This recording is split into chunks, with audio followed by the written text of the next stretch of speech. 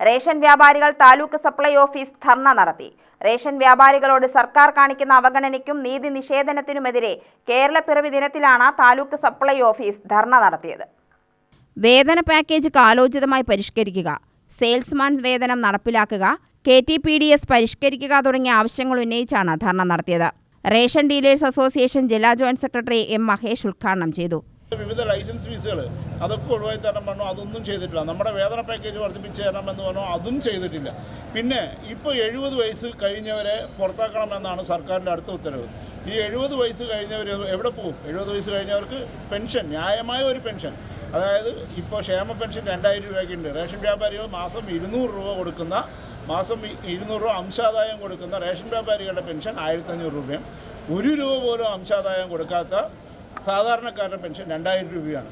ഇത് ഏത് രീതിയിലാണ്, ഏത് നാട്ടുനടപ്പനുസരിച്ചിട്ടുള്ള ന്യായീകരണങ്ങളാണെന്നൊന്നും അറിയില്ല. പിന്നെ അടുത്തുള്ളത് KTPDSയിലെ വിവിധങ്ങളായിട്ടുള്ള റേഷൻ വ്യാപാരികൾക്കെതിരെയുള്ള നടപടികളുടെ ഇതിനകത്ത് ഒരു ചർച്ച നടന്നു. 1 കിൻഡൽ വരെയുള്ള വെറൈറ്റി വ്യത്യാസം ഇനിമേൽ അതൊരു ശിക്ഷാ നടപടിയായിട്ട് പരിഗണിക്കില്ലാണ്.